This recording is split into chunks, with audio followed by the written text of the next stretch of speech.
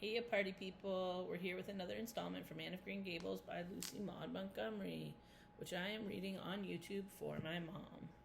I always read the last paragraph that I finished with in the last video, and then we get on, and I think we'll finish up chapter 2 today. The last paragraph was this.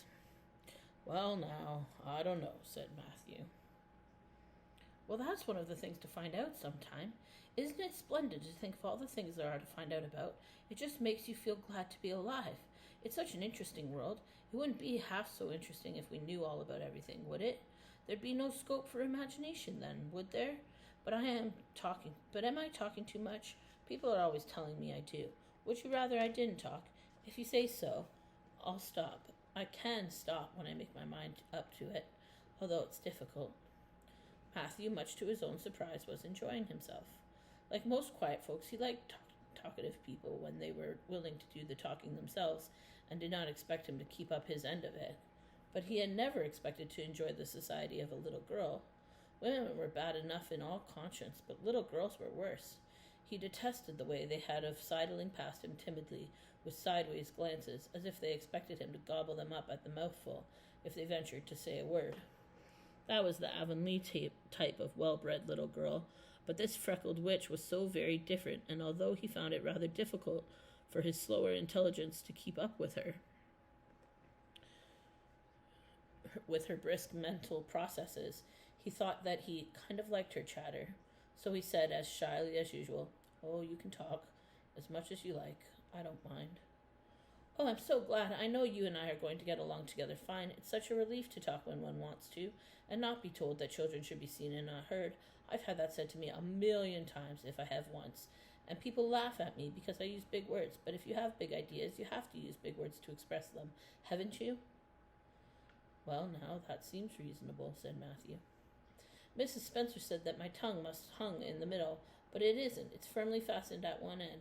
Mrs. Spencer said your place was named Green Gables. I asked her all about it, and she said there were trees all around it. I was gladder than ever. I just love trees, and there weren't any at all about the asylum, only a few poor weeny-teeny things out in front with little whitewashed cagey things about them. They just looked like orphans themselves, those trees did. It used to make me want to cry to look at them.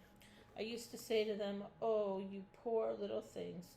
If you were out in great big woods with other trees all around you and little mosses and June bells growing over your roots and a brook not far away and birds singing in your branches, you could grow, couldn't you?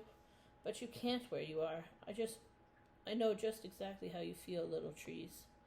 I felt sorry to leave them behind this morning. You do get so attached to things like that, don't you? Is there a brook anywhere near Green Gables? I forgot to ask Mrs. Spencer that." "Well, now, yes, there's one right below the house." "Fancy, it's always been one of my dreams to live near a brook. I never expected I would, though. Dreams don't often come true, do they? Wouldn't it be nice if they did? But just now I feel pretty nearly perfectly happy. I can't feel exactly perfectly happy because, well, what color would you call this?" She twitched one of her long glossy braids over her thin shoulder and held it up before Matthew's eyes. Matthew was not used to deciding on the tints of ladies' tresses, but in this case there couldn't be much doubt. "It's red, ain't it?" he said. The girl let the braid drop back with a sigh that seemed to come from her very toes and to exhale forth all the sorrows of the ages. "Yes, it's red," she said resignedly. "Now you see why I can't be perfectly happy. Nobody could who has red hair. I don't mind the other things so much, the freckles and the green eyes and my skinniness. I can imagine them away. I can imagine that I have a beautiful rose-leaf complexion and lovely starry violet eyes. But I cannot imagine that red hair away. I do my best. I think to myself, now my hair is a glorious black as the raven's wing. But all the time I know it's just plain red, and it breaks my heart. It will be my lifelong sorrow. I read of a girl once in a novel who had a lifelong sorrow, but it wasn't red hair. Her hair was pure gold, rippling back from her alabaster brow. What is an alabaster brow? I never could find out. Can you tell me?" "Well, now, I'm afraid I can't," said Matthew, who was getting a little dizzy.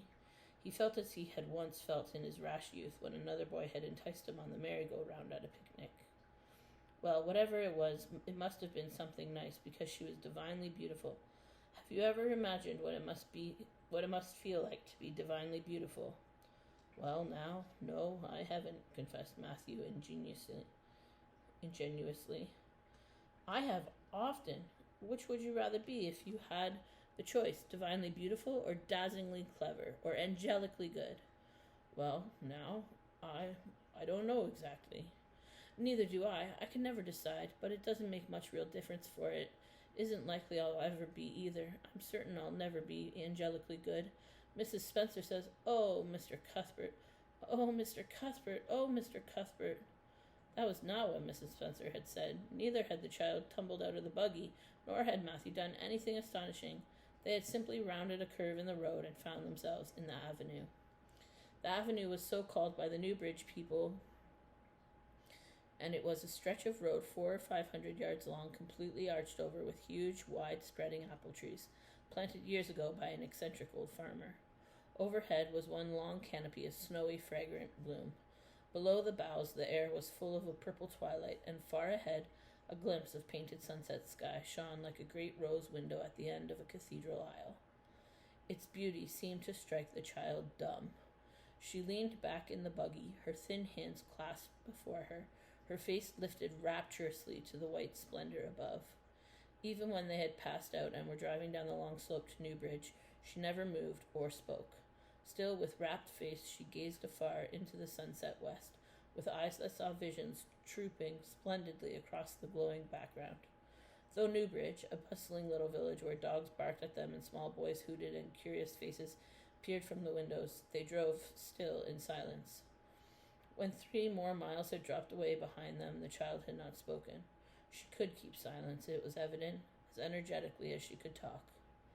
"I guess you're feeling pretty tired and hungry," Matthew ventured at last, accounting for her long visitation of dumbness with the only reason he could think of.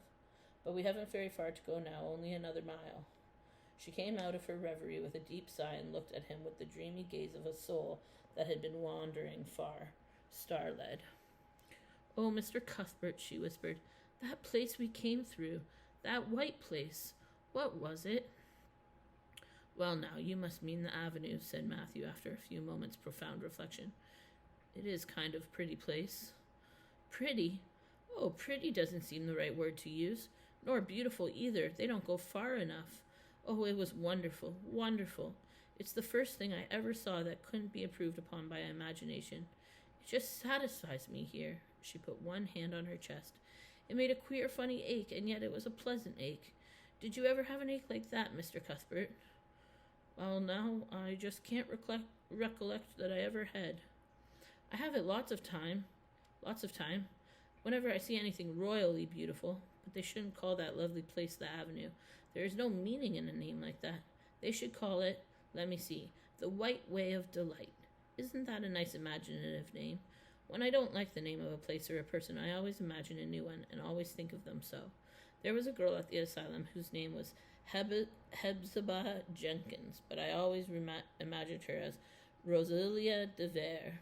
Other people may call that place the Avenue, but I shall always call it the White Way of Delight. Have we really only another mile to go before we get home? I'm glad, and I'm sorry. I'm sorry because this drive has been so pleasant, and I'm also always sorry when pleasant things end. Something still pleasanter may come after, but you can never be sure. And it's so often the case that it isn't pleasanter. That has been my experience anyhow. But I'm glad to think of getting home. You see, I've never had a real home since I can remember. It gives me the pleasant ache again just to think of coming to a really, truly home. Oh, isn't that pretty? They had driven over the crest of a hill. Below them was a pond looking almost like a river, so long and winding was it. A bridge spanned it midway, and from there to its lower end, where an amber-hued belt of sandhills shut it in from the dark blue gulf beyond. The water was a glory of many shifting hues, the most spiritual shadings of crocus and rose and ethereal green, with other elusive tintings for which no name has ever been found. Above the bridge, the pond ran into fringing groves of fir and maple, and lay all darkly translucent in their wavering shadows. Here and there a wild plum leaned out from the bank like a white-clad girl tiptoeing to her own reflection.